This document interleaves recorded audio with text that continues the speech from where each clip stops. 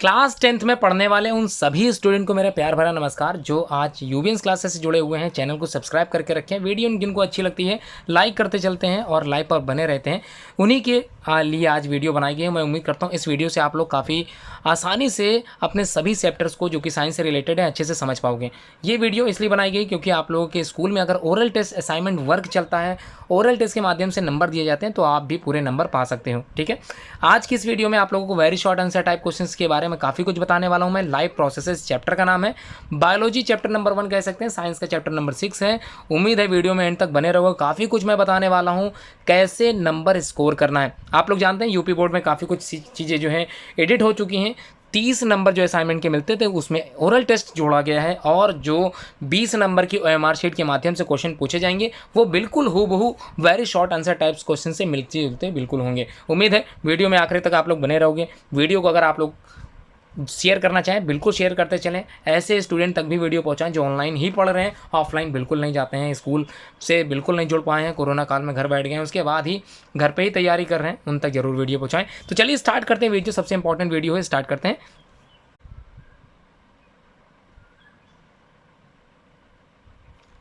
Let's start. Question number 1, define nutrition. Most important question है, board में कई बार पूछा जाता है, कई बार स्टूडेंट नहीं लिख पाते हैं। यूबीएंस क्लासेस से जो ऑफलाइन जुड़े हैं उनको पता होगा न्यूट्रिशन। देखिए सबसे पहले मैं बता देता हूँ, अगर आपके सामने कोई ऐसा शब्द आ जाए, बायोलॉजिकल का ऐसा कोई टर्म्स आ जाए जिसके लास्ट में TION जुड़ा मिल जाए, जैसे एग्जाम्पल की बात करूँ, डाइजेशन हो गया, रेस्पिरेशन हो गया, इंजेशन हो गया, एक्सक्रीशन हो गया, रिप्रोडक्शन हो गया और न्यूट्रिशन हो गया। ठीक है, एक चीज़ क्लियर हो गई, जिस शब्द के लास्ट में TION जुड़ जाए तो इसका मतलब शुरुआत आप लोगों को सिर्फ इतना लिख देना है, एक तरह की ये प्रोसेस होती है। क्या लिखोगे? It is the process. ठीक है, क्लियर हो गया। उम्मीद है आप लोगों को वीडियो अच्छी लग रही होगी, समझ में आ रहा होगा। देखिए न्यूट्रिशन क्या होता है, simple process, it is the process by which living organism क्या करते हैं। ये जो न्यूट्रिशन है, ये शब्द जो है न्यूट्रिएंट्स से निकल के आ गया है। ठीक है, न्यूट्रिएंट्स, तो ऑर्गेनिज्म परफॉर्म करते हैं वाइटल एक्टिविटी और जीवित बने रहने के लिए न्यूट्रिशन करते हैं। ठीक है, एक तरह की प्रोसेस होती है जिसमें living organism utilization of nutrients को करता है। क्लियर समझ में आ गया? तो आप लोग क्या बताओगे डेफिनेशन में, कैसे आप लोग ओरल टेस्ट के माध्यम से कैसे आंसर बताओगे? It is the process by which living organism क्या करेगा? यूटिलाइजेशन ऑफ न्यूट्रिएंट्स का करेगा। ठीक है, बहुत ही आसान तरीके से आप लोगों ने समझा दिया। अब ये न्यूट्रिएंट्स क्या होते हैं, सपोज करिए बोर्ड में कि जो असाइनमेंट लगा है आप लोगों का, न्यूट्रिएंट्स पूछ ले, न्यूट्रिएंट्स क्या होते हैं, किस प्रकार न्यूट्रिएंट्स डिफर होता है न्यूट्रिशन से। देखिए न्यूट्रिशन तो एक प्रोसेस होती है, न्यूट्रिएंट्स जो होते हैं वो केमिकल सब्सटेंस होते हैं जो फूड कंपोनेंट में पाए जाते हैं और इन्हीं से हमको क्या मिलती है, एनर्जी मिलती है। ये चीज़ क्लियर हो गया? क्या मिलती है? एनर्जी मिलती है। फूड कंपोनेंट होते हैं, भोजन जो आप लोग खाते हो उसी भोजन में हमको न्यूट्रिएंट्स मिलते हैं। कौन कौन से न्यूट्रिएंट्स आप लोगों ने पढ़ रखे हैं बचपन से, याद कीजिए। कार्बोहाइड्रेट था, फैट था, विटामिन था, मिनरल था, फाइबर था, water, roughage, these are the common nutrients जिनको आप लोग अपने भोजन में शामिल करते हो और बैलेंस डाइट के रूप में आप लोग डेली खाते हो। ठीक है, क्लियर हो गया? न्यूट्रिशन की डेफिनेशन एकदम क्लियर है, आप लोग कॉन्फिडेंटली जवाब दे पाओगे स्कूल में।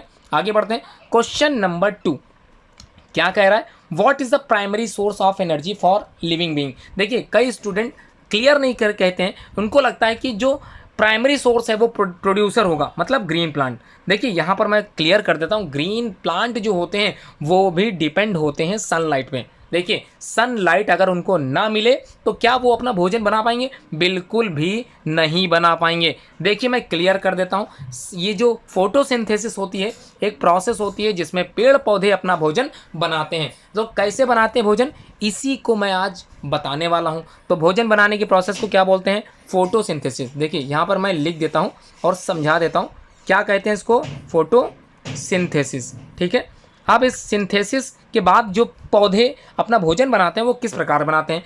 हमको पता है भोजन को प्लांट को कार्बन डाइऑक्साइड की आवश्यकता पड़ती है और उसके बाद इनको वाटर चाहिए होता है। ये चीज़ क्लियर है, आप लोगों ने पढ़ा था इसको। बैलेंसिंग थोड़ा सा करता चलता हूँ, यहाँ पर 12 लग दिया है। उसके बाद भोजन बन जाता है।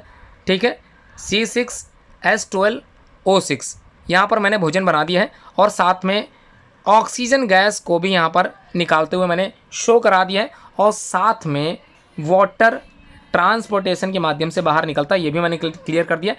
और यहाँ पर क्या होता है, यहाँ इसको मिलती है सनलाइट, और यहाँ पर लीफ का कलर होता है क्लोरोफिल। ये क्लियर हो गया। ग्रीन पिगमेंट होता है जो कि ट्रैप करता है सनलाइट को। ओके, अब भोजन बन गया, तो मेन सोर्स कौन सा हुआ? प्राइमरी सोर्स क्या हुआ? प्राइमरी सोर्स क्या हुआ? सनलाइट हुआ। तो उम्मीद करता हूँ आप लोग, पहला क्वेश्चन तो क्लियर मैंने समझा दिया है, न्यूट्रिशन क्या होता है। दूसरा question, what is the primary source of energy for living being, तो यहाँ पर इसका आंसर हो जाएगा सन। अगर आपको पहले से आता तो अच्छी बात है, काफ़ी डिटेल में मैंने बता दिया, फोटोसिंथेसिस भी समझा दी इसी बहाने। अगला क्वेश्चन है डिफाइन द टर्म न्यूट्रिशन। तो ये दोनों शब्द एक जैसे आ गए, यहाँ थोड़ा सा मैंने लिखते समय थोड़ी सी मिस्टेक हो गई। ये होगा यहाँ पर न्यूट्रिएंट्स, आप लोग न्यूट्रिएंट्स कर लीजिएगा। मैं इसका पीडीएफ आप लोग भेज दूंगा, आंसर शीट का भी पीडीएफ भेज दूंगा। अगर आप लोगों ने वीडियो अच्छे से देखी समझी है तो उम्मीद है आप लोग समझ जाओगे। न्यूट्रिएंट्स क्या होता है? Nutrient is a substance which gives energy and help in growth of an organism. देखिए, हम लोग ग्रोथ मतलब हम लोग की लंबाई छोटे से अचानक से बड़े हो जाते हैं, है ना, ऐसा होता है नहीं होता? तो ये कहाँ से हुए? ये न्यूट्रिएंट से ही तो हुए। तो न्यूट्रिएंट्स का मतलब हुआ केमिकल सब्सटेंस कह सकते हैं आप लोग, जिससे हमको एनर्जी मिलती है और ये हेल्प करते हैं हमारी ग्रोथ को बढ़ाने में। ठीक, ये भी क्लियर है। अगला क्वेश्चन देखते हैं क्या कह रहा है। क्वेश्चन नंबर नेक्स्ट कह रहा है होलोजोइक न्यूट्रिशन क्या होते हैं। होलोजोइक न्यूट्रिशन को समझाने का बहुत ही आसान तरीका है। एक तरह का मोड ऑफ न्यूट्रिशन होता है, ध्यान समझिएगा, एक तरह का ये मोड ऑफ न्यूट्रिशन होता है, और ऐसा मोड ऑफ न्यूट्रिशन होता है जिसमें ऑर्गेनिज्म डिपेंड होता है अदर पे। इसका मतलब न्यूट्रिशन दो तरह के थे, याद कीजिए कौन कौन से? ऑटोट्रॉफिक था और दूसरा क्या था? हेट्रोट्रॉफिक। अब हेट्रोट्रॉफिक के आप लोगों ने 3 प्रकार पढ़े थे, जिसमें से ये वाला पहला प्रकार था। और यहाँ पर ह्यूमंस और animals, these are the organism which are basically related with holozoic nutrition. मतलब इनमें होलोजोइक न्यूट्रिशन पाया जाता है। मतलब सॉलिड फूड हम लोग क्या करते हैं? टेकन करते हैं और उसको पचाते हैं, एक्सक्रीशन करते हैं। बिल्कुल यही चीज़ आप लोगों को यहाँ पर लिखनी है। होलोजोइक न्यूट्रिशन में it is the process in which an organism takes solid food from its surrounding, मतलब अपने आसपास से सॉलिड फूड का यूज़ करते हैं, और विच undergoes digestion in a step wise manner with in the body. मतलब अब ये स्टेप वाइज क्या है, इसको समझाने का बहुत ही आसान तरीका है। आप लोग होलोजोइक न्यूट्रिशन के स्टेप्स याद कर लीजिए। कौन कौन से स्टेप्स होते हैं? मोस्ट इंपॉर्टेंट है, कॉपी में जरूर लिखते चलिए। ये सारी कीज़ आप लोगों को अच्छे से तैयार होनी चाहिए। ये सिर्फ आप लोगों के एकेडमिक रिकॉर्ड के लिए सहायता नहीं करेंगे, आगे कंपटीशन लेवल के लिए भी आप लोगों को काफ़ी सारी हेल्प कर सकती हैं। तो पहली प्रोसेस जिसका नाम है होलोजोइक में इंजेशन, दूसरा है डाइजेशन, तीसरा है एब्जॉर्प्शन, और इसके बाद एसिमिलेशन है। और एसिमिलेशन के बाद लास्ट वाला जो होगा वो होगा ईजेशन। मतलब वेस्ट मटेरियल बाहर निकालने की प्रोसेस को हम लोग बोलते हैं ईजेशन। उम्मीद है आप लोग लिखते हुए भी समझ पा रहे होंगे। जो मैं लिख रहा हूँ यहाँ पर आप लोग समझ में आ रहा हूँ, बोल भी रहा हूँ साथ में, दोनों चीज़ें से मैं समझाने की कोशिश पूरी तरह से कर रहा हूँ। उम्मीद है आप लोग अच्छे से समझ जाओगे। तो होलोजोइक न्यूट्रिशन के स्टेप भी क्लियर हो गए, होलोजोइक न्यूट्रिशन क्या होता है ये भी क्लियर हो गया। आगे बढ़ते हैं। फोटोसिंथेसिस, देखिए अभी मैंने समझा दिया फोटोसिंथेसिस। ग्रीन प्लांट क्या करते हैं? एक प्रोसेस करते हैं जिसमें अपना भोजन वे स्वयं बनाते हैं in the presence of sunlight और क्लोरोफिल की सहायता से, और 2 रॉ मटेरियल का यूज़ करते हैं। फिर से मैं लिख देता हूँ, सिर्फ 2 रॉ मटेरियल का इस्तेमाल करते हैं जिनका नाम है वाटर एंड कार्बन डाइऑक्साइड। ये कार्बन डाइऑक्साइड उनको कहाँ से मिलता है? सराउंडिंग एटमॉस्फेयर से मिलता है। और ये वाटर आप लोग जानते हैं, आप लोग स्वयं देते हो गमले को पानी, तो ये पानी मतलब मिट्टी से पानी पौधे को मिलता है। ठीक है, यहाँ पर भी फोटोसिंथेसिस की प्रोसेस आसानी से आप लोगों ने क्लियर कर ली। जवाब आप लोग आसानी से दे सकते हो। ओरल रिकॉर्ड में आप लोगों के नंबर जुड़ेंगे, ये आप लोगों को पहले से बता दिया मैंने, तो इस बार थोड़ा सा ध्यान रखिएगा। मार्किंग प्रोसीजर मैंने समझा रखा है। आगे देखता हूँ। Name the process that generate food for all living being from the inorganic raw material. तो क्या होगा इसका आंसर? ध्यान से सुनिएगा। नेम द प्रोसेस का नाम बताइए जिसमें क्या होता है? Food for all living being के लिए तैयार किया जाता है इनऑर्गेनिक रॉ मटेरियल से। रॉ मटेरियल अभी आप लोगों ने पढ़ा था, inorganic, carbon dioxide and water, इनका इस्तेमाल करते हैं पेड़ पौधे, और पेड़ पौधे फोटोसिंथेसिस की प्रोसेस के बाद भोजन बनाते हैं हम लोगों के लिए। तो इसका मतलब इस प्रोसेस का नाम क्या होने वाला है? फोटोसिंथेसिस। जी हाँ, बिल्कुल सही। अगर आपको उत्तर आता था तो बहुत ही अच्छी आपकी तैयारी है। आगे बढ़ते हैं, क्वेश्चन नंबर 7 देखते हैं। Which process occurs in the chloroplast of the plant. देखिए क्लोरोप्लास्ट समझ में आ रहा होगा आप लोगों को। क्लोरोप्लास्ट कहाँ पर पाया जाता है? ग्रीन पिगमेंट क्लोरोफिल होता है। क्लोरोफिल कहाँ पर है? क्लोरोप्लास्ट में ही है। तो यहाँ पर विच प्रोसेस, कौन सी प्रोसेस जो कि क्लोरोप्लास्ट में होती है?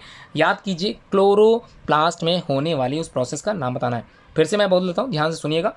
Which process occurs in the chloroplast of the plant. तो अभी आप लोगों ने याद किया था, याद कीजिए, फोटोसिंथेसिस एक प्रोसेस होती है जिसमें क्लोरोफिल के माध्यम से पेड़ पौधे अपना भोजन बनाते हैं। और क्लोरोफिल क्या करता है, ग्रीन पिगमेंट होता है और वाटर की लाइट को एब्जॉर्व करता है, या फिर कह सकते हो ट्रैप द सनलाइट। याद कीजिए, बिल्कुल वही चीज़ है। यहाँ पर भी आंसर सेम होने वाला है, बिल्कुल सेम आंसर है, होने वाला ही नहीं है, सेम ही है आंसर। आगे बढ़ते हैं। एंजाइम्स क्या होते हैं, आप लोगों ने पढ़ा था, पहला चैप्टर अच्छे से पढ़ रखा होगा, डाइजेस्टिव सिस्टम अच्छे से पढ़ रखा होगा। काफ़ी सारे एंजाइम सिक्रेट हो रहे थे, सिर्फ एक ईसोफेगस एलिमेंट्री कैनाल का एक पार्ट था जहां पर कोई भी एंजाइम सिक्रेट नहीं होता है। ईसोफेगस जिसको हम लोग फूड पाइप कहते हैं, पेरिस्टाल्सिस मूवमेंट होता है जिसको मसल कॉन्ट्रैक्शन भी कहते हैं। इसमें भोजन जाता तो है, पचता बिल्कुल भी नहीं है।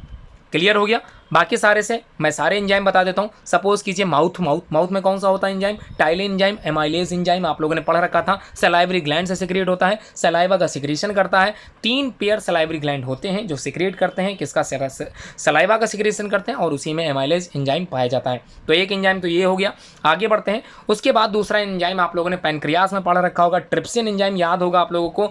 इसी ट्रिप्सिन एंजाइम से फैट, कार्बोहाइड्रेट और किसका पाचन होता है, ये आप लोगों को पता होना चाहिए। फैट, कार्बोहाइड्रेट और प्रोटीन का पाचन इसी पैनक्रियाटिक जूस या फिर ट्रिप्सिन एंजाइम से होता है। ये भी क्लियर हो गया। थोड़ा सा और आगे बढ़ें, और काफ़ी सारे एंजाइम्स आप लोगों को मिलने वाले हैं। पेप्सिन एंजाइम आप लोगों को मिलेगा जो कि स्टमक में सिक्रेट होता है। ठीक है, बाकी काफ़ी सारी चीज़ें आप लोगों को पता होने वाली हैं। आज की इस वीडियो के माध्यम से जुड़े रहिए एंड तक। तो एंजाइम्स होते क्या हैं, एंजाइम्स आर द प्रोटीन्स। ठीक है, एंजाइम्स प्रोटीन होती हैं विच एक्ट एज बायोकैटालिस्ट के रूप में कार्य करती हैं। They help in the increasing और decreasing the rate of the biochemical process. और डाइजेशन भी क्या है, बायोकेमिकल प्रोसेस ही तो है। हम लोग क्या करते हैं, एनर्जी प्राप्त करते हैं। रेस्पिरेशन क्या करते हैं, बायोलॉजिकल प्रोसेस होती है। बिल्कुल वही चीज़ यहाँ पर एंजाइम्स के बारे में कही गई है। बायोकैटालिस्ट के रूप में प्रयोग होती है, हम लोग के शरीर में बनती रहती है। काफ़ी सारी ग्लैंड्स होती हैं जो इसका सिक्रेशन करती हैं, वो भी आप लोगों को मैं आगे आने वाली वीडियो में बताऊंगा। आगे बढ़ते हैं, क्वेश्चन नंबर 9 देख लेते हैं। In which organ the plant amount of chlorophyll is very high. देखिए, amount of chlorophyll very high, अभी मैंने बताया था क्लोरोफिल मतलब ग्रीन पिगमेंट होता है जो करता क्या है, सनलाइट को ट्रैप करता है। अब याद कीजिए कौन से पौधे के उस भाग को हम लोग किचन कहते थे, रसोई घर कहते थे। तो पौधे का वह भाग जो रसोई घर कहलाता है, किचन ऑफ द प्लांट कहलाता है। याद कीजिए, पत्ती है तो इसका आंसर भी क्या होगा, लीव्स होगा। जिनके दिमाग में ये आंसर आ गया तो बिल्कुल अच्छी तैयारी कर रहे हैं, बहुत बढ़िया चीज़ें। और जिनके दिमाग में नहीं है कोई बात नहीं, गाइडेंस आप लोगों को मैं भरपूर दे रहा हूँ, अच्छे से आप लोग तैयारी करते चाहिए। यही यूबेंस क्लासेस का एक उद्देश्य है जिसमें आप लोग अच्छे से नंबर गेन कर सकें। अब की 90+ तो सबके आने ही आने, क्योंकि बोर्ड ने थोड़ा सा बहुत बढ़िया ये हम लोगों के लिए कर दिया। OMR शीट 20 नंबर की आप लोगों को OMR शीट दी जाएगी, 20 में 20 आने आपके बिल्कुल तय हैं। अगर वीडियो इस तरह की आप लोगों को मिलती जाए, इस तरह की तैयारी आप लोग करते चलो तो 100 नंबर पाना भी आसान हो जाएगा। जी हाँ, 100 नंबर पाना भी आसान हो जाएगा। चलिए तैयारी करते हैं और अच्छे से।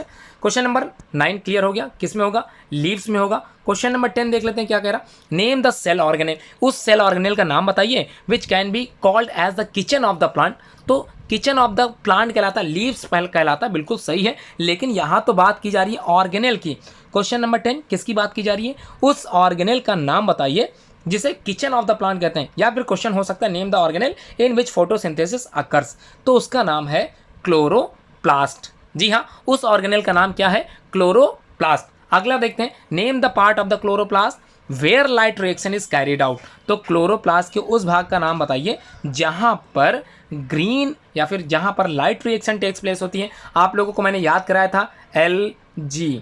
जी हाँ, अगर आपको याद है, light reaction basically takes place in the grana. ठीक है, GRANNA, इसी को थैलाकॉइड्स भी बोलते हैं। अगर मान लीजिए बोर्ड में क्वेश्चन थैलाकॉइड से आ जाए तो आप लोग कंफ्यूज मत होइएगा।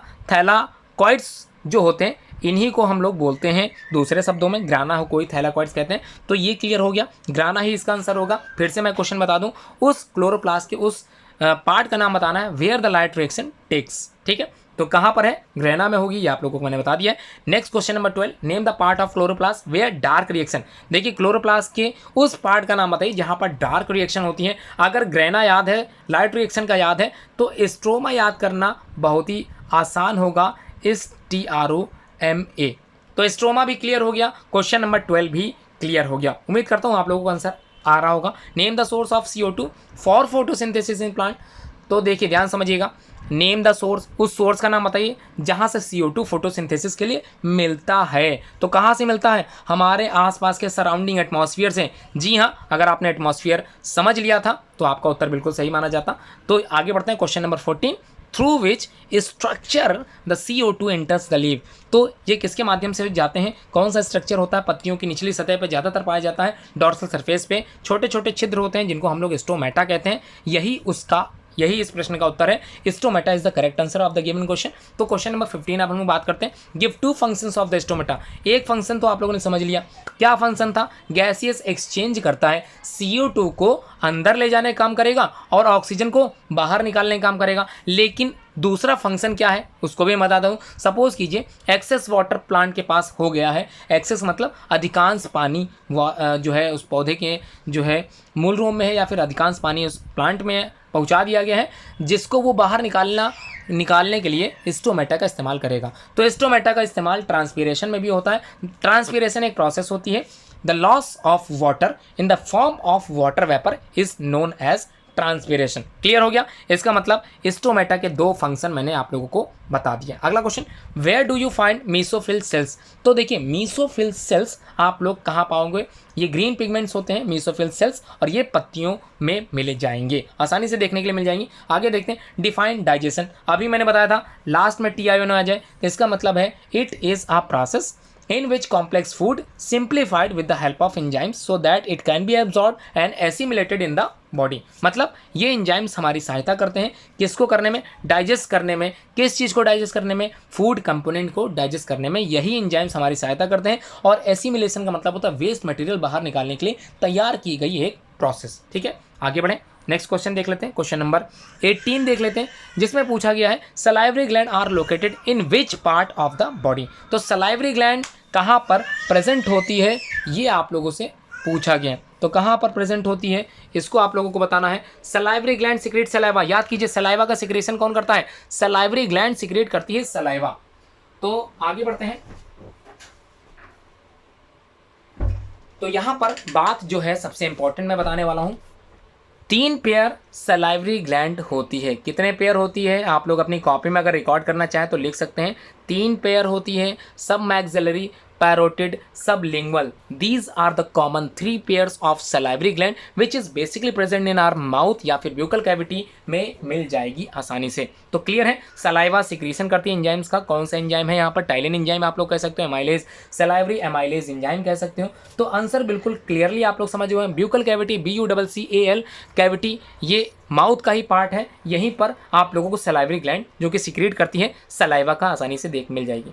Liver is located in which part of our body. तो लीवर कहाँ पर प्लेस होता है? याद कीजिए एब्डोमेन। एब्डोमेन मतलब पेट के आप लोग राइट साइड पे जब देखोगे, अपर राइट साइड पे, तो आप लोगों को एक उभरा हुआ एक संरचना मिलेगी जिसको लीवर कहते हैं। और इसी लीवर से सिक्रीट होता है बाइल। जी हाँ, बाइल का सिक्रीशन इसी लीवर से होता है। और अगर एक क्वेश्चन और पूछा जाए लीवर से, तो लार्जेस्ट ऑर्गन होता है ह्यूमन का लीवर। ठीक है, काफ़ी सारे क्वेश्चन आप लोग समझते चल रहे हो। अगला question number 20, what is the function of bile juice. Bile juice का फंक्शन क्या है और एक्सप्लेन कीजिए इसके रोल को। बाइल जूस को एक्सप्लेन कीजिए डाइजेस्टिव फूड में किस प्रकार से डाइजेशन करता है। तो मैं बता देता हूँ सिंपल वे में। ये जो बाइल होता है ये जो है इन द इंटेस्टाइन। अब इंटेस्टाइन के 3 पार्ट होते हैं, ये भी आप लोग समझ लीजिए। ड्यूडिनम होता है जिसको शी शेप्ड स्ट्रक्चर हम लोग जानते हैं। उसके बाद इलियम और जिजनम, मतलब दूसरा पार्ट जिजनम है और लास्ट पार्ट है इलियम। तो ड्यूडिनम की बात करते हैं तो यहाँ पर बाइल का काम स्टार्ट हो जाता है। Bile juice in the intestine makes the medium alkaline, मतलब एल्कलाइन फूड का मीडियम एल्कलाइन करने के लिए बाइल आता है कहाँ पर? ड्यूडिनम में। और pH कितने पर कार्य करेगा? 7.6 से 7.7 होता है इसका pH स्केल। और it also help in the emulsification of fat. जी हाँ, फैट के इमल्सिफिकेशन में ये पूरी तरह से सहायता करता है जो कि नेसेसरी होता है फॉर देयर डाइजेशन के लिए। तो फैट को पचाना आसान नहीं होता, इसको पचाने में हमारी सबसे ज़्यादा सहायता जो करता है वो है बाइल। और बाइल को स्टोर भी कर लेता है एक और ऑर्गन है जिसका नाम गाल ब्लैडर है, वो बाइल को स्टोर कर लेता है, एक्सेस बाइल को स्टोर करता है। ये भी आप लोगों को पता होना चाहिए। आगे बढ़ते हैं, क्वेश्चन नंबर नेक्स्ट है 21, नेम द प्रोटीन या name 2 protein digest enzyme present in the pancreatic juice. अब ये पैनक्रियाटिक जूस कहाँ होता है? पैनक्रियास में होता है। क्लियर हो गया? कौन से एंजाइम बताने? 2 प्रोटीन डाइजेस्टिव एंजाइम बताने। वैसे तो प्रोटीन का डाइजेशन या प्रोटीन को पचाने का काम पेप्सिन भी करता है, लेकिन यहाँ पर आप लोगों को पैनक्रियाटिक जूस से रिलेटेड प्रोटीन के नाम लिखने हैं। एक तो ट्रिप्सिन एंजाइम हो गया, ध्यान समझिएगा, एक क्या हो गया? ट्रिप्सिन एंजाइम हो गया, और दूसरे की अगर बात करें तो काइमोट्रिप्सिन एंजाइम भी हेल्पफुल होता है प्रोटीन को पचाने में, तो काइमोट्रिप्सिन एंजाइम। आगे बढ़ते हैं, आगे है नेक्स्ट क्वेश्चन विलाई। ये जो विलाई और विली जिसको बोलते हैं हम लोग, तो what are villi, what is their function, और इसके कार्य बताना है। देखिए स्मॉल इंटेस्टाइन की बात करें, स्मॉल इंटेस्टाइन की जो वॉल होती है उसी वॉल पे एक फिंगर नुमा संरचनाएं निकली होती हैं। इन्हीं संरचनाओं को हम लोग क्या बोलते हैं? विलाई बोलते हैं। Villi are the finger like projection of mucosa. तो फिंगर लाइक प्रोजेक्शंस होते हैं म्यूकोसा के, जो कि स्मॉल इंटेस्टाइन में पाए जाते हैं। In the entire intestinal region of the alimentary canal these villi increase the surface area, और यही सरफेस एरिया को इंक्रीज करते हैं, which help in better digestion and absorption of food material, और फूड मटीरियल को एब्जॉर्व करने में पूरी तरह से सहायता करते हैं। अब नेक्स्ट है व्हाट इज फैगोसाइटोसिस। फैगोसाइटोसिस क्या होता है? ये आप लोगों ने पढ़ रखा होगा। कहाँ पर पढ़ रखा था? एक सेल थी, the intake of material by the cell in a solid form is called phagocytosis. और अमीबा में आप लोगों ने इस प्रोसेस को सुन रखा होगा। अमीबा जो भोजन को पचाता है, भोजन को डाइजेस्ट करता है, किस प्रोसेस से करता है? इसी फैगोसाइटोसिस के माध्यम से ही कंप्लीट प्रोसेस से क्या करता है? भोजन को डाइजेस्ट कर पाता है। Next question number 24, name the enzyme present in the saliva. इसके बारे में बताने की जरूरत नहीं, बार बार ये क्वेश्चन आ चुका है। टाइलिन एंजाइम, जिसको हम लोग सलाइवरी एमाइलेज एंजाइम कहते हैं, जो कि एक्ट करता है किस पर? अपना एक्ट करता है स्टार्च पर। इसी वजह से हम लोग कहते हैं कि भोजन जो पचता है वो सबसे पहले माउथ में पचता है। जी हाँ, digestion mainly start from are mouth. हमारे भोजन को जो कंपोनेंट होते हैं वो पचने स्टार्ट हो जाते हैं हमारे मुंह से, और मुंह में जो सलाइवा होता है, यानी कि सिक्रीट करता है कौन? सलाइवरी ग्लैंड सिक्रीट करता है सलाइवा। सलाइवा में होता क्या है? एमाइलेज एंजाइम होता है, जो कि वर्क करता है कार्बोहाइड्रेट या स्टार्च पर और पचाना स्टार्ट कर देता है फूड कंपोनेंट को। आगे बढ़ते हैं, मिक्स्ड ग्लैंड किसे कहते हैं? देखिए मिक्स्ड ग्लैंड का मतलब मिली जुली ग्लैंड है। अब यहाँ पर एंडोक्राइन के साथ साथ एक्सोक्राइन ग्लैंड को ही हम लोग बोलते हैं मिक्स्ड ग्लैंड। मतलब अगर कोई ग्लैंड जो कि सिक्रीट करेगी एंजाइम भी और जो कि सिक्रीट करेगी हार्मोन भी, अगर कोई ग्लैंड ऐसी है जो दोनों का सिक्रीशन करती है, तो उस ग्लैंड को हम लोग बोलेंगे मिक्स्ड ग्लैंड। जैसे पैनक्रियास की बात करें तो पैनक्रियास से ट्रिप्सिन एंजाइम का सिक्रीशन होता है, ये बिल्कुल सही बात है, लेकिन उसी पैनक्रियास के beta cells isolates of Langerhans से इंसुलिन हार्मोन का भी सिक्रीशन होता है। इसी वजह से हम लोग पैनक्रियास को मिक्स्ड ग्लैंड के अंतर्गत काउंट करते हैं। तो क्लियर हो गया मिक्स्ड ग्लैंड क्या है? A gland which has endocrine as well as exocrine function is called a mixed gland. और एग्जाम्पल की बात करें तो पैनक्रियास इसका सबसे बेस्ट एग्जाम्पल होगा। अगला है what is photolysis of water. तो फोटोलिसिस ऑफ वाटर आप लोग ड्यूरिंग लाइट रिएक्शन में, जो कि फोटोसिंथेसिस में होती है, some water molecule are splitted हो जाते हैं in the presence of light. तो लाइट की उपस्थिति में कुछ वाटर के मॉलिक्यूल स्प्लिटेड हो जाते हैं। Due to this splitting oxygen gas is released, और इसी स्प्लिटिंग की वजह से ही ऑक्सीजन गैस रिलीज होती है। इसी को ही बोलते हैं, this reaction is known as photolysis of water. Question number 27 देख लेते हैं। Question number 27, what are the raw material use for the during photosynthesis. देखिए बार बार बता चुका हूँ, carbon dioxide and water, these are the common two materials, raw material which is basically use in the process of photosynthesis, और this process help to prepare the food.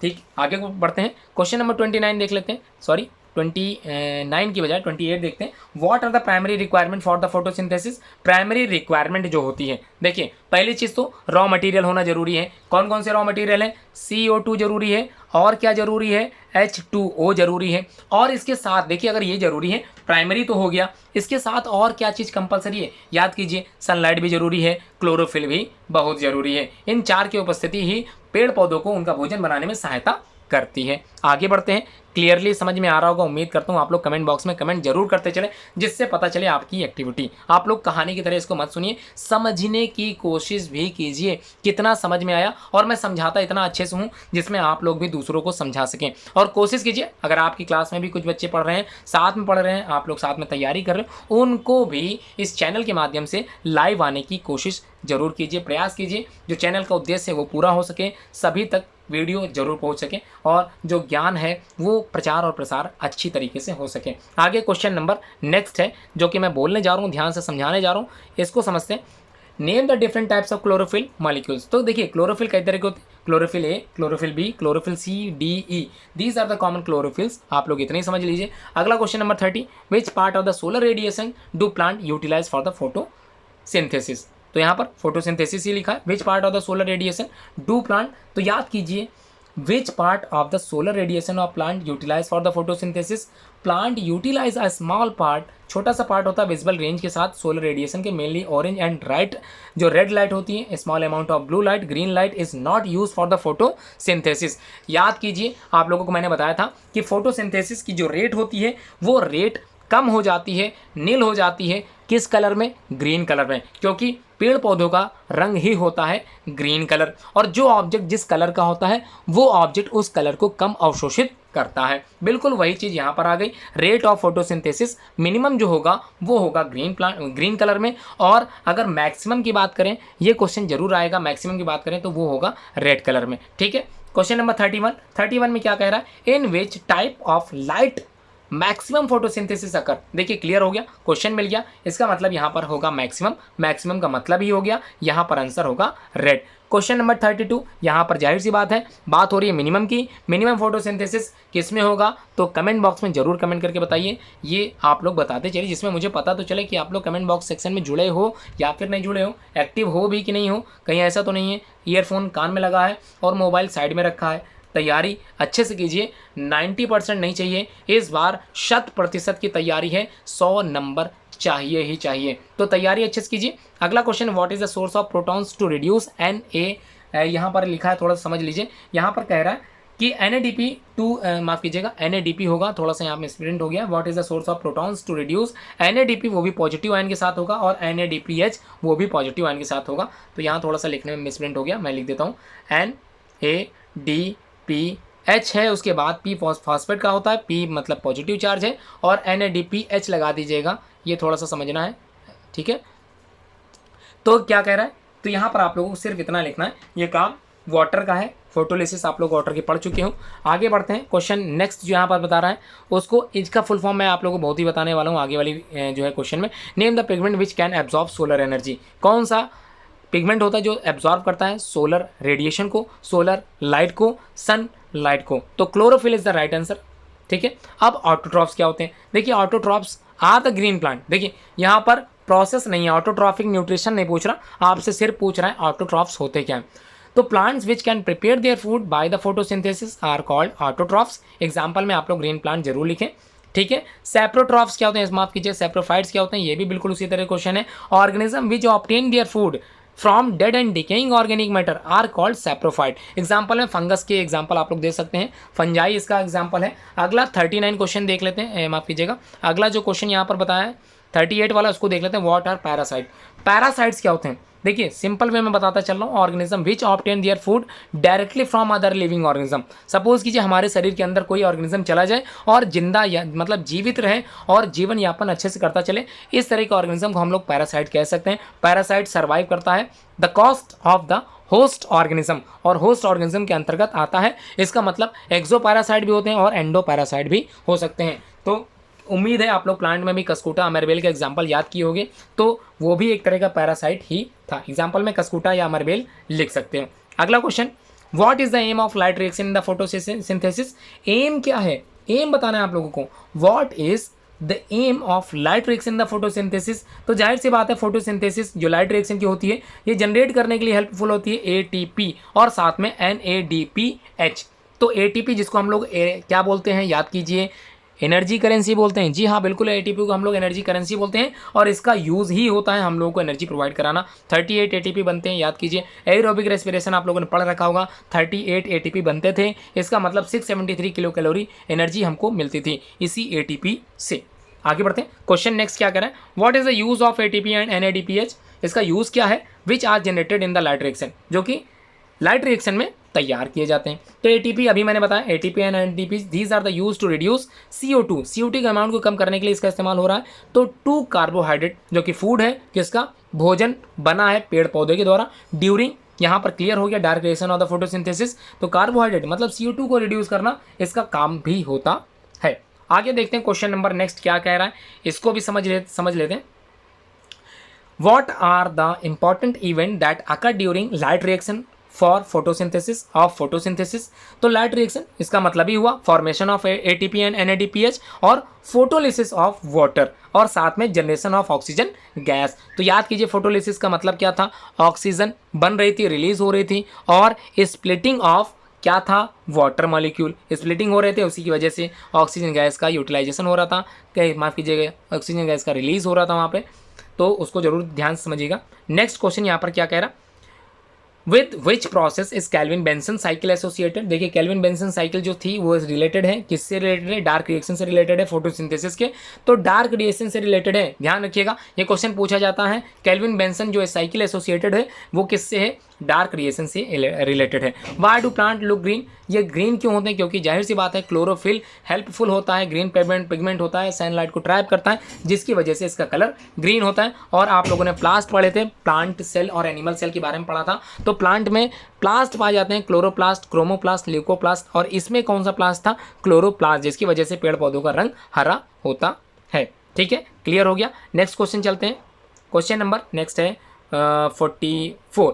Which organ secrete a hormone? Which organ secrete a hormone when the blood sugar rises? जब शरीर में sugar rise होने लगता है, बढ़ने लगती है, तो हार्मोन सिक्रेट कौन सा होता है? Name are digestive enzyme release by the organ. और आप लोगों को बताना है कौन से डाइजेस्टिव पार्ट से या कौन से जो है पार्ट से इसका रिलीज होता है, मतलब कहाँ से होता है रिलीज। तो blood sugar level regulated by hormone, देखिए ये तो क्लियर हो गया, हार्मोन से रेगुलेट किया जाता है और उसका नाम है इंसुलिन। तो ये जरूर दिमाग बैठा लीजिए, इंसुलिन हार्मोन एक ऐसा हार्मोन होता है जिसकी सहायता से आप लोग शुगर लेवल को क्या करते हो, कंट्रोल कर सकते हो, सिक्रेटेड बाय पैनक्रियाज। जी हाँ, इसी वजह से पैनक्रियाज को हम लोग मिक्स्ड ग्लैंड कहते हैं। आप लोगों ने क्वेश्चन समझ लिया था बहुत पहले ही। तो pancreas secreted digestive enzyme that is trypsin, chymotrypsin and beta amylase enzyme. तो ये तीनों एंजाइम भी इसी पैनक्रियाज से सिक्रेट होते हैं, ये भी मैंने आप लोगों को बता दिया। उम्मीद है आप लोग अच्छे से समझ गए होंगे। तो digestive enzyme release by the organ, सारे डाइजेस्टिव एंजाइम भी बता दिए और हार्मोन भी बता दिया है।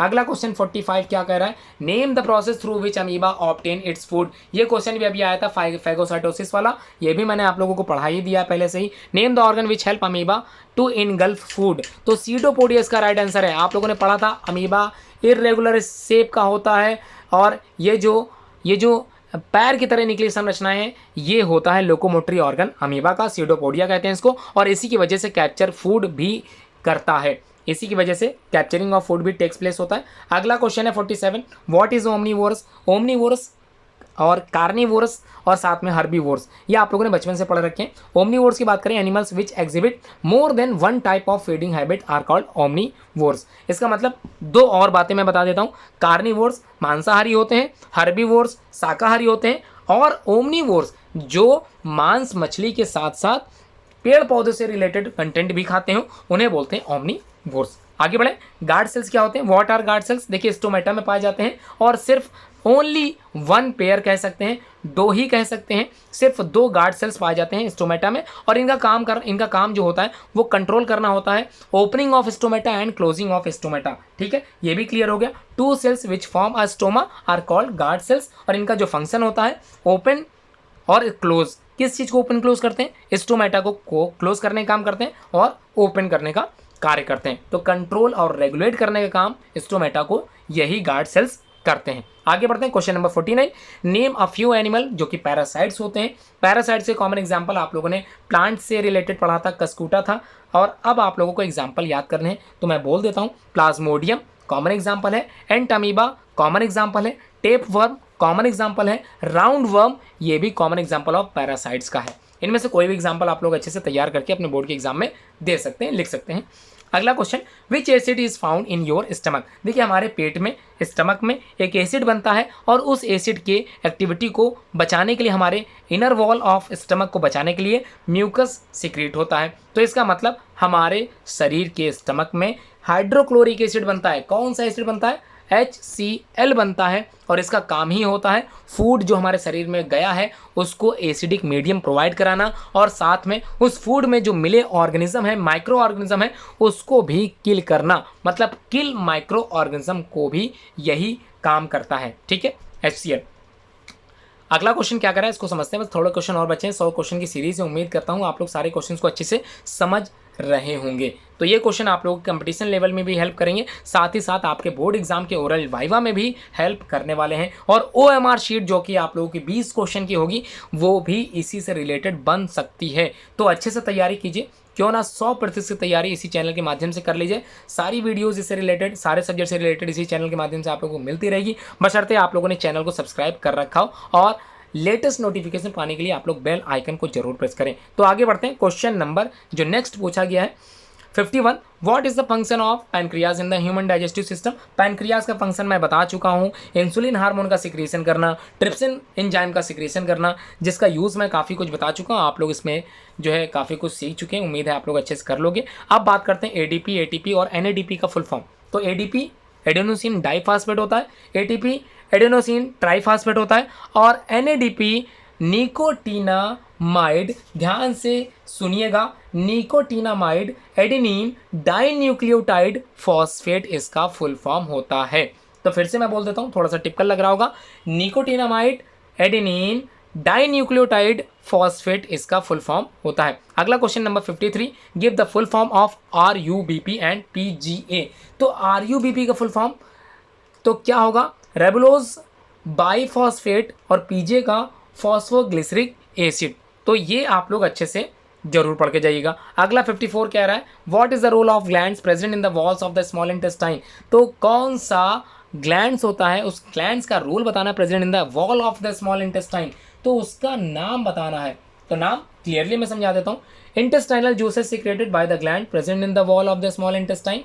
तो क्या है, इंटेस्टाइनल जूस नाम है उसका। और द फाइनल प्रोडक्ट जो प्रोड्यूस्ड होता है आफ्टर डाइजेशन वो होता है कार्बोहाइड्रेट से ग्लूकोज में बनता है। कार्बोहाइड्रेट से क्या बनेगा, ग्लूकोज बनेगा। प्रोटीन से क्या बनेगा, अमीनो एसिड बनेगा। और फैट इनटू ग्लिसरॉल, और ग्लिसरॉल से क्या बनेगा, फैटी एसिड्स बनेगा। तो ये भी क्लियर हो गया। अगला question number 55, what are the final product after produce after the digestion. अच्छा, ये क्वेश्चन एक ही में है, दोनों क्वेश्चंस के आंसर सेम है, ध्यान समझिएगा, लगभग सेम है। तो आप लोगों को बताना what are the role of the gland present in the wall of the small intestine, और साथ में what are the final product produce after the digestion, और कार्बोहाइड्रेट, प्रोटीन एंड फैट्स। तो ये भी मैंने क्लियर समझा दिया है। देखिए, कार्बोहाइड्रेट से क्या बनना था, फिर से एक बार सुन लीजिए, कार्बोहाइड्रेट से ग्लूकोज बनना था, और प्रोटीन से एमिनो एसिड्स बनना था, और फैट से पहले तो ग्लिसरॉल बना, फिर उसके बाद फैटी एसिड्स बना। ठीक है, क्वेश्चन नंबर 56 देख लेते हैं, क्या है, what are the types of food materials in the digested by the ptyalin enzymes. तो ये है कार्बोहाइड्रेट जो कि स्टार्च है। स्टार्च का पाचन कहाँ पर हो रहा था,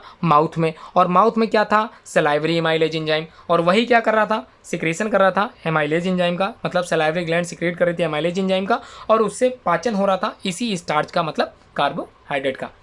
where from pepsin is secreted, तो ये कहाँ पर होगा, पेप्सिन कहाँ पे सिक्रेट होता है, तो ये वॉल ऑफ स्टमक। तो राइट आंसर क्या होगा, वॉल ऑफ स्टमक। आगे बढ़ते हैं, पेप्सिन वर्क कितने pH पर करता है, तो एट विच pH, सॉरी यहाँ पर, अच्छा टाइलिन वाला भूल गया हूँ, एट विच pH, कौन से pH पर टाइलिन वर्क करता है। तो टाइलिन मतलब एमाइलेज एंजाइम की बात हो रही है, तो फंक्शन कितने pH पे करेगा, 6.8 pH, ऑलमोस्ट न्यूट्रल होना चाहिए। ध्यान रखिएगा, अगर मीडियम बहुत ही ज़्यादा एसिडिक हो जाएगा तब वर्क नहीं करेगा, अगर मीडियम बहुत ज़्यादा बेसिक हो जाएगा तो ये टाइलिन एंजाइम वर्क नहीं करेगा। तो समझ में आ गई बात, कभी कभी ये होता है, डाइजेस्ट खाना नहीं हो पाता क्योंकि हमारा जो टाइलिन है वो वर्क नहीं कर पाता, हमारे शरीर का या हमारे माउथ का जो pH है वो 6.8 नहीं हो पाता।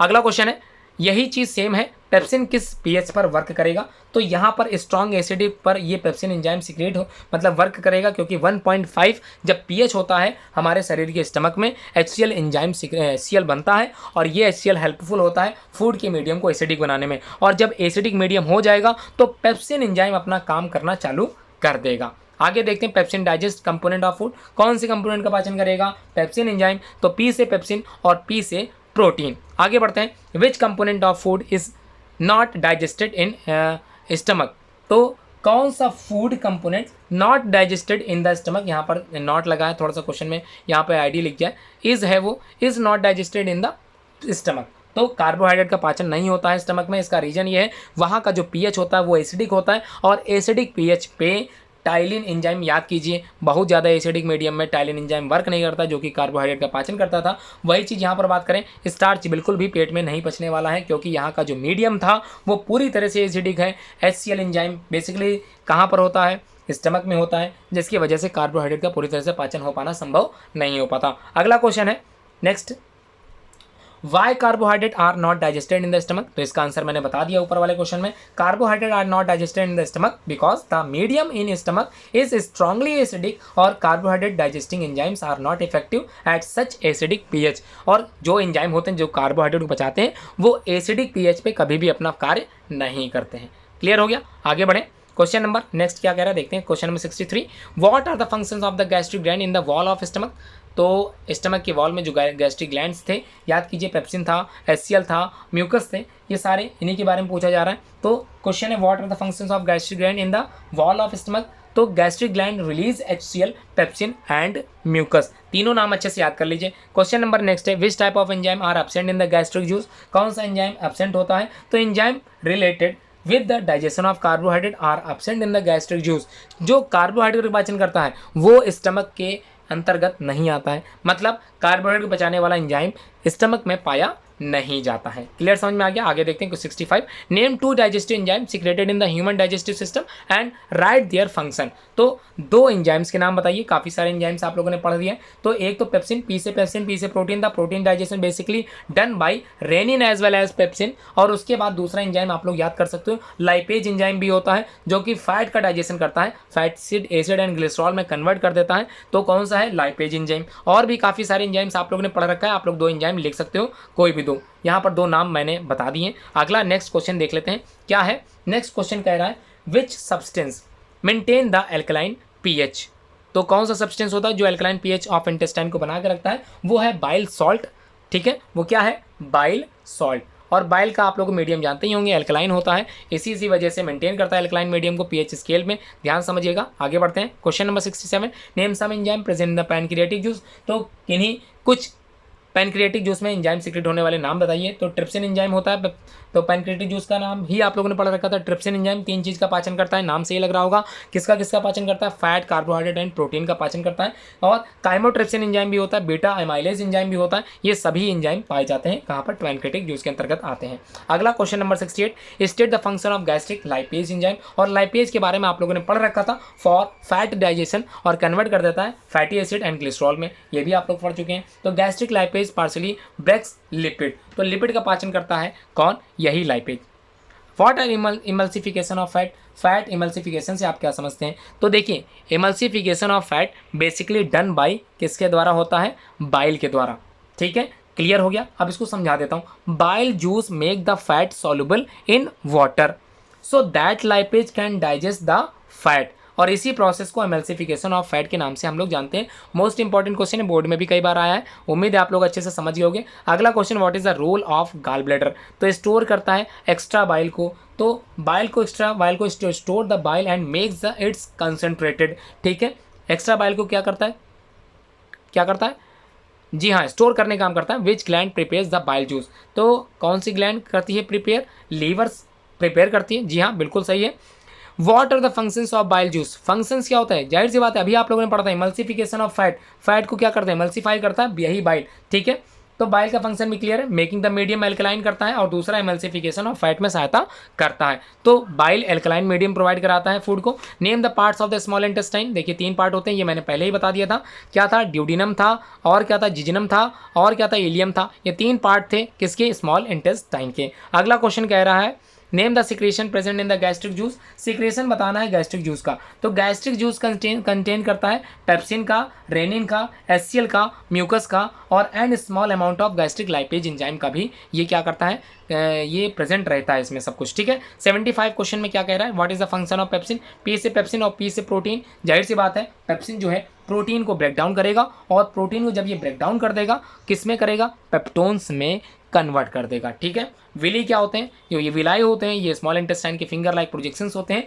जिनकी वजह से क्या होता है, न्यूट्रिएंट्स एब्जॉर्ब हो पाता है। फिर से मैं बताता हूँ, villi are the small intestine, villi are the small finger like projections होते हैं, ये प्रोजेक्शन पाए जाते हैं wall of the small intestine में। ठीक है, आगे बढ़ते हैं। What is the role of villi. Villi का रोल क्या होता है, तो विलाई इंक्रीज कर देते हैं surface area of the intestine का, और जिसकी वजह से बेटर डाइजेशन हो पाता है, एब्जॉर्प्शन हो पाता है, किस चीज़ का, उसी फूड का जो आप लोगों ने खाया होता है, उसके कंपोनेंट का एब्जॉर्प्शन हो पाता है इसी विलाई के द्वारा। 78 what is the intestinal juice called as. तो इंटेस्टाइनल जूस को हम लोग और किस नाम से जानते हैं, ये स्यूकस इंट्रिकस होता है, तो स्यूकस SUCCUS और इंट्राइकस ENTRICUS ये इसका नाम है, इंटेस्टाइनल जूस का दूसरा नाम है। आगे देखते हैं in which juice trypsin enzyme is present. तो ट्रिप्सिन एंजाइम कहाँ पर पाया जाता है, ये पैनक्रियाटिक जूस में पाया जाता है। आगे बढ़ते हैं, क्वेश्चन नंबर नेक्स्ट है 80 है, क्या है what is the role of trypsin enzyme, digestion में क्या रोल होता है। तो याद कीजिए ट्रिप्सिन एंजाइम 3 चीज़ का पाचन करता था।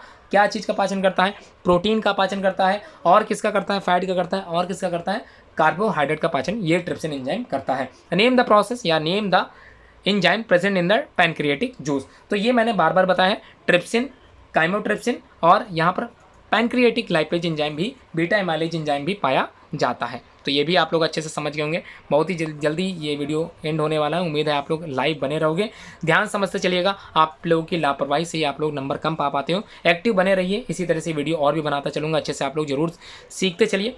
नेम द एमाइलेज, ये तो हो गया। अगला है 82 वाला, function of pancreatic juice. What is the function of pancreatic amylase enzyme. तो पैनक्रियाटिक एमाइलेज ब्रेक करता है, स्टार्च को तोड़ने का काम करता है, ठीक है। किसको तोड़ेगा, स्टार्च को तोड़ेगा amylase enzyme. Pancreatic amylase enzyme किसको करता है, स्टार्च को तोड़ने का काम करेगा, क्योंकि आप लोग पढ़ चुके हैं एमाइलेज एंजाइम वर्क करता है किस पर, कार्बोहाइड्रेट पे। तो बिल्कुल कार्बोहाइड्रेट दूसरा नाम स्टार्च है यहाँ पर। अगला question 85, which part of alimentary canal help in the maximum absorption of the digestive food. तो सबसे ज़्यादा कहाँ पर पार्ट, कहाँ पर जो है पचेगा, तो ये आप लोगों को बताना है। एलिमेंट्री कैनाल का वो भाग जो हेल्प करता है मैक्सिमम एब्जॉर्प्शन का, तो विली है, जी हाँ विली। तो याद कीजिए स्मॉल इंटेस्टाइन का पार्ट होता है, विलाई होता है, इसी की वजह से absorption of nutrients takes place होता है। अगला 86, how is food pushed from food pipe into the stomach. तो फूड पाइप आप लोगों को याद होगा एक एलिमेंट्री कैनाल का पार्ट होता है जिसमें भोजन पहुंचता तो है लेकिन डाइजेस्ट नहीं होता, जिसका नाम है ईसोफेगस। और ईसोफेगस में जो मसल कॉन्ट्रैक्शन होता है वो पेरिस्टाल्सिस मूवमेंट के द्वारा होता है। मतलब एलिमेंट्री कैनाल ये तो हो गया, food pipe into the stomach तो किस प्रकार है पुश्ड होगा, उस प्रोसेस का नाम है peristalsis movement. What is the function of salivary amylase enzyme का फंक्शन बताना है। ये सलाइवरी एमाइलेज एंजाइम स्टार्च को डाइसैकेराइड में कन्वर्ट कर देती है, ठीक है। मतलब ये है सलाइवरी एमाइलेज एंजाइम स्टार्च का पाचन करती है। अगला है 88, what is the function of stomata या what is the function of stoma in the photosynthesis. तो फोटोसिंथेसिस में जो स्टोमा का फंक्शन होता है वो क्या होता है, या आप लोग 2 फंक्शन पढ़ चुके हैं, उम्मीद है ट्रांसपिरेशन एंड गैसेस एक्सचेंजेस आप लोगों ने अच्छे से याद करके रखा होगा, क्लियरली आप लोग जानते होंगे इसके बारे में, बहुत ज़्यादा बताने की आवश्यकता नहीं पड़ने वाली मुझको, तो ये क्लियरली आप लोग समझ गए होंगे। अगला question, name the organ digestive system in man. कौन कौन से डाइजेस्टिव सिस्टम मैन में ऑर्गन होते हैं, तो कौन कौन से organ. The human digestive system consist of alimentary canal which after the buccal cavity से स्टार्ट होता है और एनस तक जाता है। तो इसका मतलब जो मेन पार्ट होते हैं वो माउथ होता है, ईसोफेगस होता है, स्टमक होता है, स्मॉल इंटेस्टाइन होता है और लार्ज इंटेस्टाइन होता है। इसका डाइजेस्टिव ट्रैक्ट मैं आप लोगों को जरूर बता दूंगा, अगर ऑफलाइन आप लोग जुड़े हैं तो आप लोगों को डाइजेस्टिव ट्रैक्ट मैंने पढ़ा रखा है। अगर आप लोग ऑनलाइन पढ़ रहे हो तो मैं जरूर आप लोगों को शेयर कर दूंगा, आप लोग व्हाट्सएप नंबर मेरे जरूर जुड़ जाइए 9120025555। मैं ज़्यादातर वीडियोज़ अपलोड करूँगा, ज़्यादा से ज़्यादा तैयारी आप लोगों की चालू कराऊंगा। उम्मीद है आप लोग 90+ तो क्रॉस करके ही रहोगे, और कुछ स्टूडेंट ऐसे होंगे जो लाइवली एक्टिविटी रहेगी, उनकी 100% एक्टिविटी रहेगी और वो 100 नंबर भी कंटेन या प्राप्त कर सकते हैं। सारे चैप्टर्स मैं बताता चलूँगा, साइंस पूरी पढ़ाता चलूँगा, फिजिक्स केमिस्ट्री बायोलॉजी सब कुछ पढ़ाता चलूँगा, सिखाता चलूँगा। तो अब लास्ट क्वेश्चन देख लेते हैं। 100 क्वेश्चन की सीरीज़ थी, 90 क्वेश्चन पे वाइंड अप कर रहा हूँ। उम्मीद है आप लोगों को चैनल जो है पसंद आया होगा, चैनल के साथ ये वीडियो भी पसंद आई होगी। लाइक करना बिल्कुल मत भूलें, जरूर लाइक करें और शेयर करते चलें। तो state the function of intestine juice. Intestine juice का फंक्शन बताना है, तो क्या होगा फंक्शन। तो इंटेस्टाइनल जूस कंप्लीट करता है डाइजेशन ऑफ फूड का, फूड हमारा डाइजेस्ट हो जाता है कहाँ पर, इंटेस्टाइनल जूस के अंतर्गत। It convert semi digested protein into amino acid में कन्वर्ट होता है, कार्बोहाइड्रेट ग्लूकोज में कन्वर्ट होता है, फैट्स जो होता है फैटी एसिड एंड ग्लिसरॉल में कन्वर्ट हो जाता है। मतलब पूरी तरह से हमारा भोजन पच जाता है। तो ये हो गया इंटेस्टाइन जूस, ठीक है। इंटेस्टाइनल जूस के बारे में काफ़ी डिटेल में मैं बता दिया। उम्मीद है आप लोगों को वीडियो पसंद आई होगी, बार बार कहने से अच्छा है एक बार मैंने कह दिया है। चैनल अगर आप लोगों ने सब्सक्राइब ना कर रखा हो जरूर सब्सक्राइब कर लें और अपने दोस्तों तक ये वीडियो जरूर पहुंचाएं और उन्हें भी चैनल तक आने के लिए प्रेरित करें। Thanks for watching this video.